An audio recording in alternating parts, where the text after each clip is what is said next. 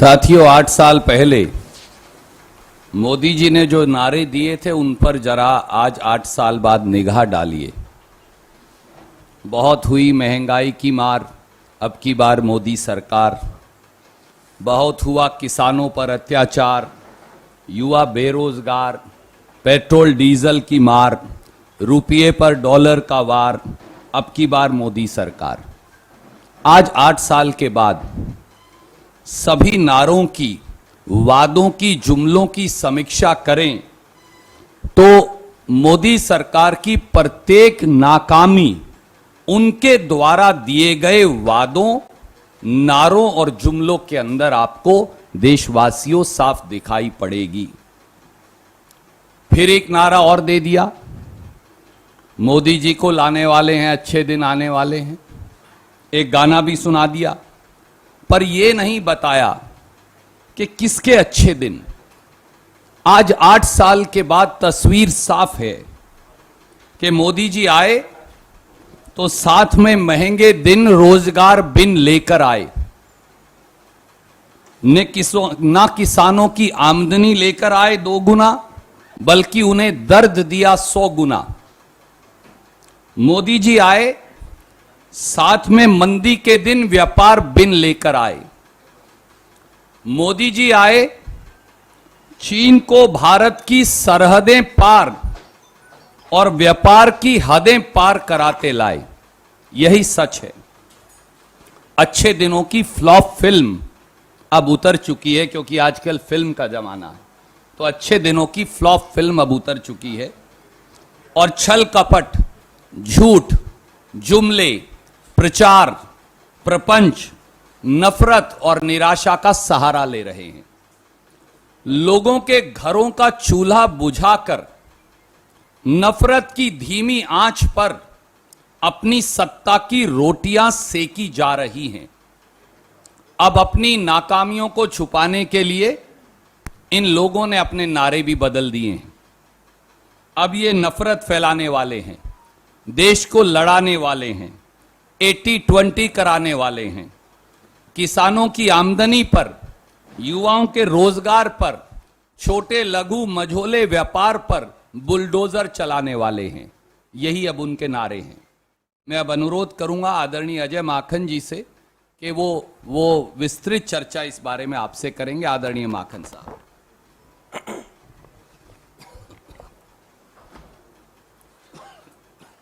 धन्यवाद रणदीप जी। सबसे पहले तो मैं रणदीप सुरजेवाला जी को और उनके साथियों को, कम्युनिकेशन डिपार्टमेंट के लोगों को, जिन्होंने बहुत ही बेहतरीन तरीके से सारी चीज़ों का समावेश करते हुए 8 साल 8 छल, भाजपा सरकार विफल, ये बड़ा स्पष्ट और ये बहुत ही अच्छे शब्दों के अंदर, आसान शब्दों के अंदर, आंकड़ों के साथ में ये पुस्तिका जो इन्होंने निकाली है, मैं सबसे पहले तो इनको बहुत बहुत सुरजेवाला जी को और इनकी पूरी टीम को बहुत बधाई देना चाहता हूं।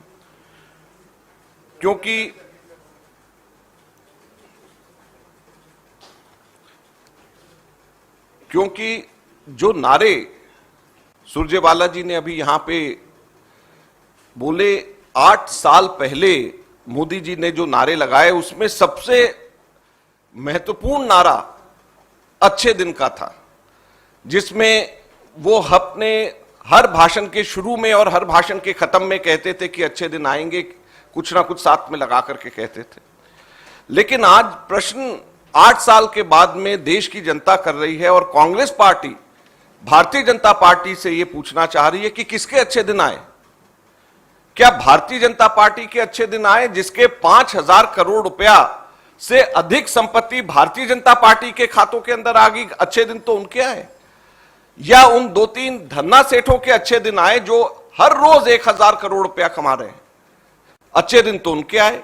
या उन 142 सबसे अमीर लोगों के अच्छे दिन आए जिन्होंने कोरोना की आपदा में भी 30 लाख करोड़ रुपया कमाया? तो अच्छे दिन तो इन लोगों के आए। अच्छे दिन आए उन बैंक लुटेरों के जिन्होंने 5,35,000 करोड़ रुपए का गबन किया। बैंक लुटेरों ने, अच्छे दिन तो उनके आए। और देश की जनता जिनसे वोट अच्छे दिनों का वायदा लेकर के किया गया, उनका क्या हुआ? 1000 रुपए का खाना खाने की गैस का सिलेंडर, 200 रुपए खाना बनाने का तेल और दाल, 100 रुपए से ऊपर पेट्रोल और डीजल देश की जनता के लिए। किसानों के लिए क्या? 3 काले कानून, आत्महत्या का दंश और मात्र 27 रुपए रोज की आमदनी, यह किसानों को मिला। युवाओं को क्या मिला? 45 वर्ष की आज तक की भीषणतम बेरोजगारी, यह हमारे युवाओं को मिला। एमएसएमई को, मध्यम वर्गीय जो हमारे इंडस्ट्रीज हैं, उनको क्या मिला? 60 लाख एमएसएमई तालाबंदी के कगार के ऊपर हैं और व्यापार के अंदर मंदी है। 84% लोगों की घटी हुई आमदनी है।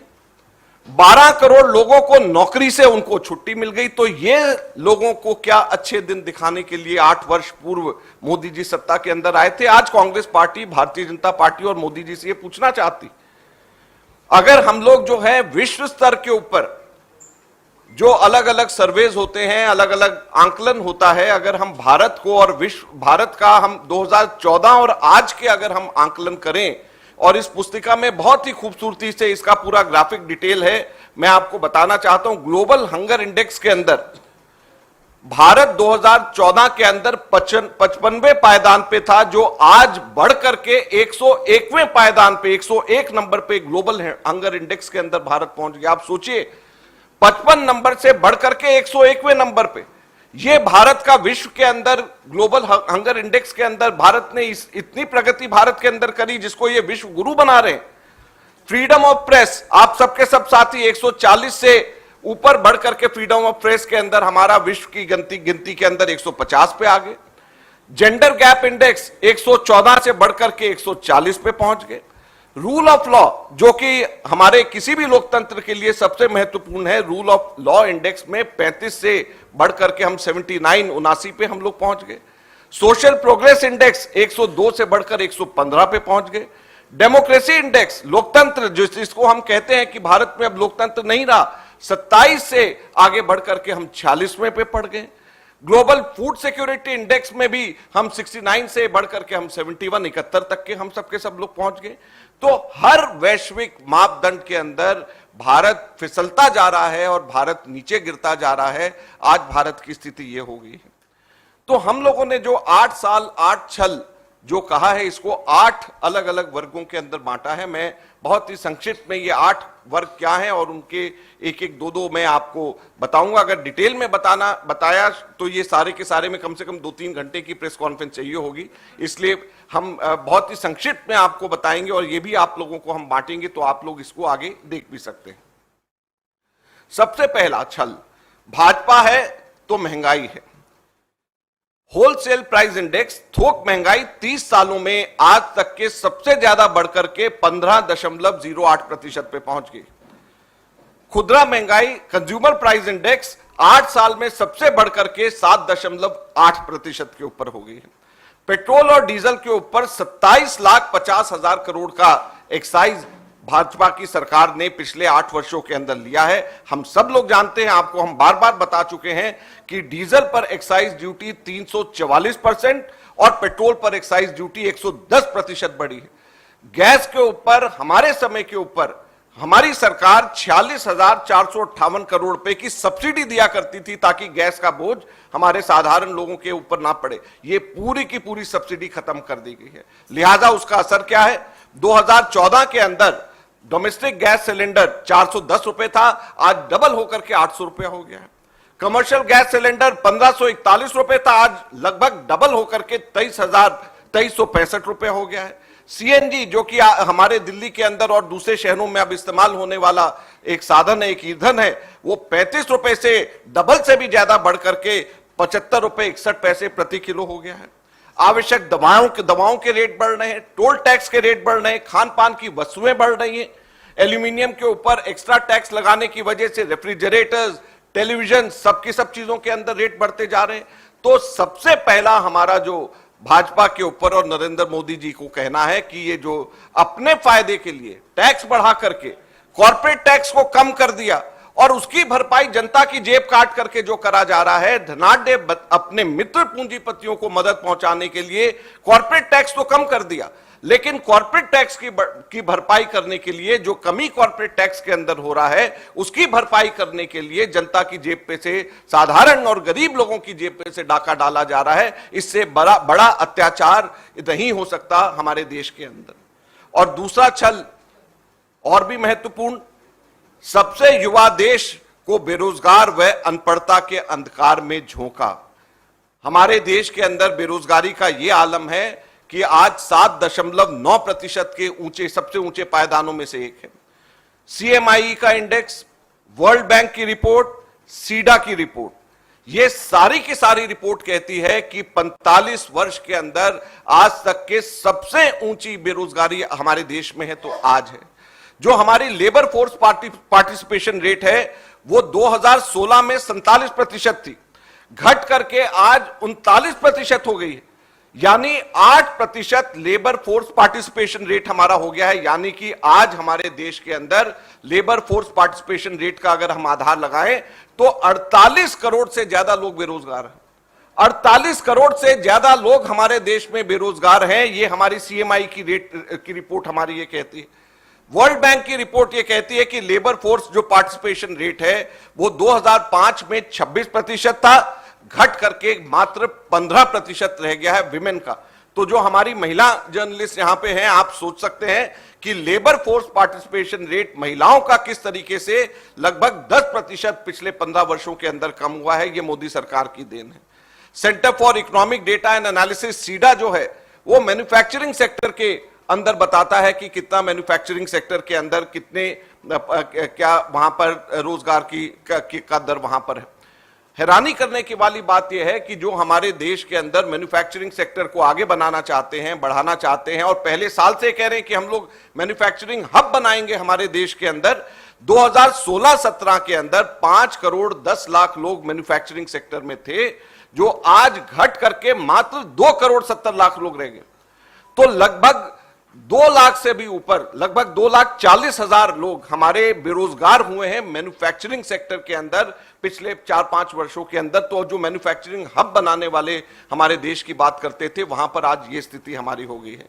सरकारी नौकरियों की बात करें तो 62 लाख सरकारी नौकरियां वैकेंसी है, 62 लाख वैकेंसीज हमारे देश के अंदर। इसके अंदर बहुत अच्छा चार्ट दिया गया है। 62 लाख जो वैकेंसीज हमारे सरकारी हैं, इसके अंदर इस बुकलेट में बहुत ही एक खूबसूरत चार्ट दिया गया है।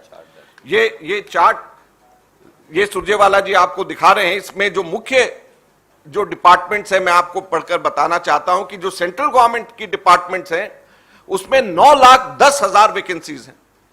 हेल्थ सर्विसेज के अंदर, जिसमें आंगनवाड़ी और हेल्थ पर्सनल हैं, उन दोनों के अंदर मिलाकर के लगभग 3.5 लाख वैकेंसीज हैं। प्राइमरी एजुकेशन के अंदर लगभग 8.5 लाख की वैकेंसीज हैं। हायर एजुकेशन के अंदर लगभग 50,000 की वैकेंसीज हैं। हमारे आर्मी और पुलिस के अंदर, दोनों के अंदर मिलाकर के लगभग 9 लाख की वैकेंसीज हैं। कोर्ट्स में वैकेंसीज हैं, स्टेट्स में अलग अलग वैकेंसीज हैं। टोटल 62,39,000 वैकेंसीज हमारे देश के अंदर है।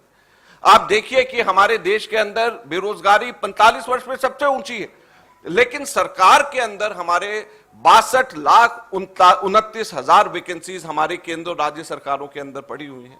हमारी आर्म फोर्सेस के अंदर, पैरामिलिट्री फोर्सेस के अंदर, पुलिस फोर्सेस के अंदर, हमारे एजुकेशन सेक्टर के अंदर, हेल्थ सेक्टर के अंदर, हर जगह के ऊपर वैकेंसीज हैं। जगह है लेकिन सरकार उनको नहीं भर पा रही है। तो इस चीज का जिम्मेवार कौन है? सीधे सीधे सरकार नहीं है तो कौन है?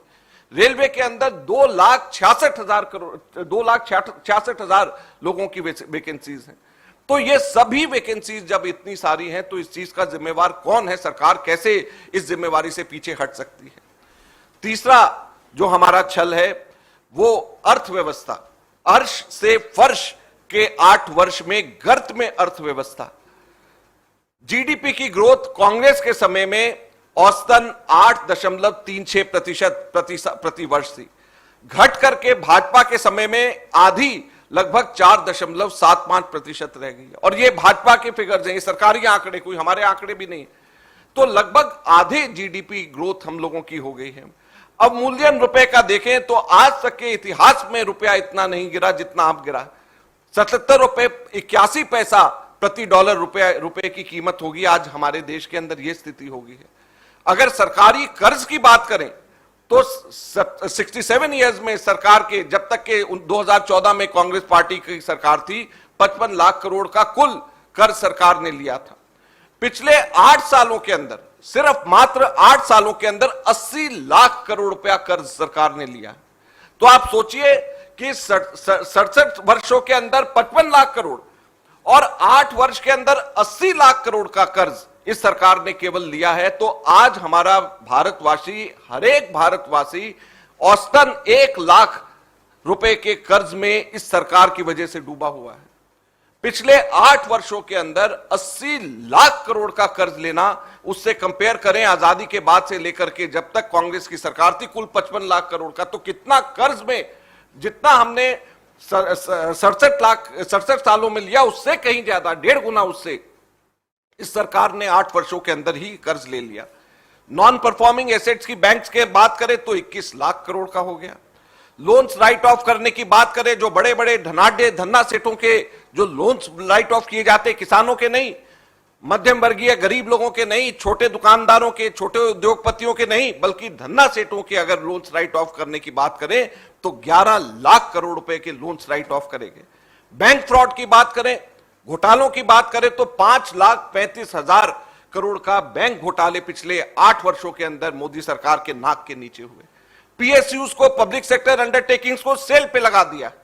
27,000 किलोमीटर हाईवे सेल पे, 6,000 मेगावाट की बिजली उत्पादन सेल पे, 8,000 किलोमीटर की गैस पाइपलाइन सेल पे, 210 लाख मीट्रिक टन का अनाज भंडार सेल पे, 2,86,000 किलोमीटर टेलीकॉम फाइबर सेल पे, 25 एयरपोर्ट सेल पे, 9 पोर्ट सेल पे, 761 माइनिंग ब्लॉक सेल पे, 2 नेशनल स्टेडियम सेल पे, 1,52,000 करोड़ मूल्य का रेलवे के एसेट सेल के ऊपर है। तो पूरे देश को इन्होंने सेल के ऊपर लगा दिया है, पूरे देश के लोगों को कर्ज के ऊपर इन्होंने डुबो दिया है। ये मोदी सरकार के 8 वर्ष का भारत को अच्छे दिन दिखाने का सपना पूरा इस तरीके से करा जा रहा है, ये हम सब लोगों को आज समझने की जरूरत है। चौथा साल आमदनी किसानों को कहते थे कि 2 गुना होगी, आमदनी नहीं हुई 2 गुना, दर्द दिया 100 गुना। कैसे? 3 काले कानून लागू कर दिए, 750 किसानों को अपने प्राणों की बलिदान देना पड़ा, जब जाकर के इस सरकार के कान के ऊपर जूं रहेंगी। अन्नदाता के ऊपर आज पिछले 8 वर्षों के अंदर लगभग 90,000 किसान खेत मजदूर आत्महत्या का फंदा चूमने को मजबूर हो गए हैं। ये हमारी सरकार की देन है। प्रति हेक्टेयर लागत कृषि के अंदर उपज के लिए 25,000 रुपया प्रति हेक्टेयर और बढ़ गई है, क्योंकि इन्होंने वैट लगा दिया है जिसपे कृषि के लिए इस्तेमाल चीजों पे, जिसपे आज तक के इससे पहले कभी भी नहीं था। डीजल के रेट बढ़ गए हैं, खाद के रेट बढ़ गए हैं। इन सब चीजों की वजह से आज 25,000 रुपए प्रति हेक्टेयर किसानों के ऊपर लागत बढ़ गई है। ये आज हमारे किसानों को, अन्नदाताओं को ये आज दिया है। 5वां छल, शौर्य के नाम पर वोट, देश व सेना के हितों पर चोट। 1,22,000 हमारे सेना के अंदर वैकेंसीज हैं। 1 रैंक 1 पेंशन हम लोगों ने 17 फरवरी 2014 को यूपीए की सरकार ने किया। उसके बाद आते ही 7 नवंबर 2015 को इन्होंने कहा कि जो भी वॉलंटरी रिटायरमेंट ले रहे हैं उन लोगों को 1 रैंक 1 पेंशन नहीं मिलेगी। सब जानते हैं कि 85% लोग 38 वर्ष से पूर्व रिटायर हो जाते हैं और अगले 10, उसके आगे के 10% लोग 46 वर्ष से पहले रिटायर हो जाते हैं। तो जब इतनी बड़ी तादाद के अंदर सब के सब लोग रिटायर हो जाते हैं, तो स्वैच्छिक रिटायरमेंट को अगर 1 रैंक 1 पेंशन से अलग कर दिया, तो जो कांग्रेस ने एक हाथ से दिया, भाजपा ने दूसरे हाथ से उसको वापस ले लिया। ये हमारे सेना के साथियों के साथ में इन्होंने किया। छठा स्थल, विकास से नहीं है नाता, बस नफरत फैलाना है आता। सरकारी आंकड़ों के अनुसार 2016 से 2020 तक के केवल 4 वर्षों में, शुरू में 3,400 धार्मिक दंगे हमारे देश के अंदर हुए। अगर छोटे बड़े सभी मिला दिए जाएं तो हमारा मानना है कि लगभग 10,000 दंगे हमारे देश के अंदर कम से कम हमारे इन पिछले 8 वर्षों के अंदर हुए होंगे। ये मोदी सरकार की देन है। जैसे अभी सुरजेवाला जी बता रहे थे, 80 वर्सेस 20 करने की इनकी कोशिश है, ताकि लोगों का ध्यान बेरोजगारी से, महंगाई से, जो वास्तविक समस्याएं और जो इनकी कमियां हैं उनसे दूर होकर, इनके भ्रष्टाचार से दूर होकर के, इनके धन्ना सेठों ने जो पैसे कमाए उससे दूर होकर के लोगों का ध्यान दूसरी तरफ में लाया जाए, केवल और केवल यही कोशिश है। इसलिए लोगों को देश के अंदर हमारे बांटा जा रहा है। सातवां छल, पिछड़ों को पीछे छोड़ा, एससी एसटी ओबीसी से नाता तोड़ा। एससी एसटी सब प्लान जो कांग्रेस लेकर के आई थी उसको इन्होंने पूरी तरीके से खत्म कर दिया। एससी एसटी ओबीसी के आरक्षण पे लगातार हमला हो रहा है। जो पीएसयूज इन्होंने प्राइवेटाइज करने की बात करी है, इसमें 4,31,000 लोग एससी एसटी और ओबीसी के हैं। जब ये प्राइवेटाइज हो जाएगा तो इनके ऊपर तलवार लटकेगी और साथ में नई भर्तियां एससी एसटी ओबीसी की इन पीएसयू जब प्राइवेटाइज हो जाएंगी, जब ये सरकार के अंदर नहीं रहेगा तो इसमें कहीं पे भी इनके आरक्षण की बात नहीं रहेगी। तो ये एससी एसटी ओबीसी के हितों के ऊपर इससे बड़ा कुठाराघात नहीं हो सकता। इसके अलावा और बहुत विस्तार से इस बुकलेट के अंदर चर्चा है। आठवां जो छल है, राष्ट्रीय सुरक्षा पर आंच, मोदी सरकार ने बंद की आंख। भारत की भूभागीय अखंडता पर सीधा हमला हो रहा है, पर मोदी सरकार मौन है। चीन ने लद्दाख में गोगरा हॉट स्प्रिंग्स में भारत मां की सरजमी पर कब्जा कर रखा है। चीन ने लद्दाख डेप्सांग प्लेस में वाई जंक्शन तक जबरन कब्जा कर रखा है। मोदी सरकार लेकिन भारत मां की रक्षा करने में पूर्णतः विफल रही है। हमारी सीमाओं के ऊपर जहां तक ये पूरी तरीके से विफल रहे हैं, वहीं पे हमारे देश के अंदर ड्रग्स का तस्करी हमारी बढ़ती जा रही है और उसके ऊपर ये आंख बंद करके बैठे हुए हैं। आशी ट्रेडिंग कंपनी 28,000 किलोग्राम का टेल्कम पाउडर उन्होंने अडानी के पोर्ट से गुजरात से इंपोर्ट किया, 28,000 किलोग्राम का। 3,000 किलोग्राम उसमें से जब पता चला तो वो हीरोइन निकली और बाकी 25,000 कहां है किलोग्राम अभी तक के कहीं पे भी पता नहीं, पूरे देश के अंदर है। तो पूरे देश को जिस तरीके से इन्होंने ड्रग्स की चपेट के अंदर डाल दिया है, ये हमारे आंतरिक सुरक्षा के लिए शायद इससे बड़ा खतरा नहीं हो सकता है। तो साथियों, ये 8 साल 8 छल, भाजपा सरकार विफल, ये हम आप लोगों के पास में कम्युनिकेशन डिपार्टमेंट ने बहुत मेहनत से, सुरजेवाला जी ने तैयार किया है। और मैं ये उम्मीद करता हूं कि जनता तक पहुंचाने की जिम्मेवारी आप लोग भी अपने अपने चैनल्स, अपने अपने साधनों के माध्यम से आप लोग जरूर करेंगे। और मैं ये उम्मीद करूंगा कि आप लोगों के माध्यम से जनता तक सही बात, क्योंकि 8 वर्ष कम नहीं होते हैं, कोई ये 6 महीने 7 महीने साल की बात नहीं, 8 वर्ष है। तो 8 वर्ष में मूल्यांकन होना चाहिए। आप दिखाइए जो सरकार कह रही है, हम ये नहीं कहते कि मत दिखाइए, आप दिखाइए उनको भी, आप हमें भी दिखाइए। आप दिखाइए कि वो क्या क्या वो कहते हैं कि उन्होंने काम किया है। आप ये भी बताइए कि किस तरीके से हमने एक सशक्त और सजग विपक्ष होने के नाते हम उनको कटघरे में खड़ा कर रहे हैं, हम उनसे सवाल पूछ रहे हैं। और यही काम मीडिया का है। हम उम्मीद करेंगे कि आप इस पर न्याय करेंगे, देश की जनता के साथ न्याय करेंगे। धन्यवाद। शुक्रिया। Any questions we can take one by one. Let's start with you sir. In English में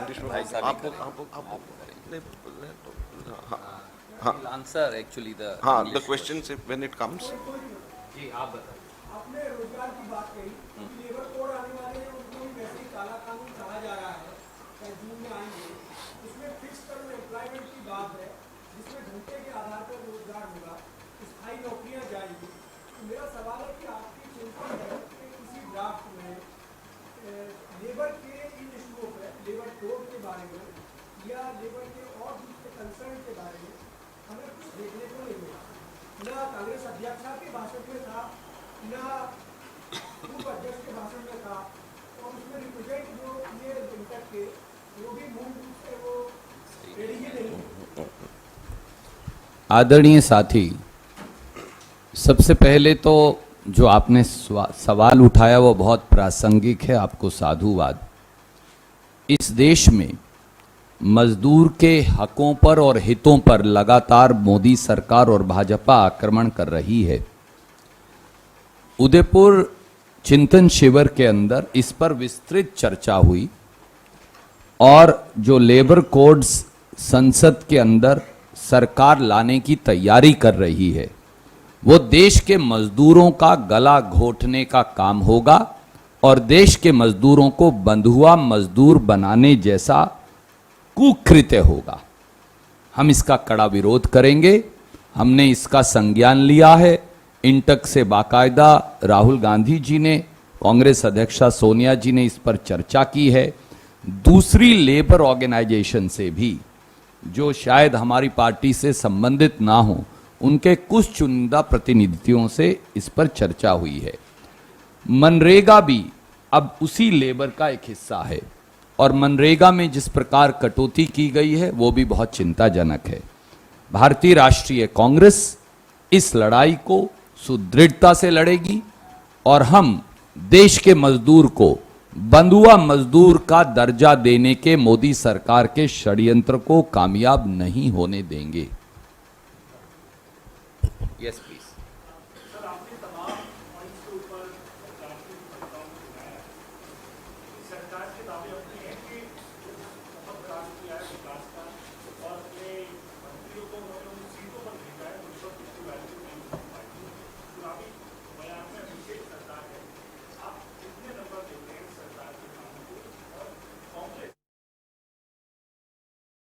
जोशी जी ने, मुरली मनोहर जी ने कहा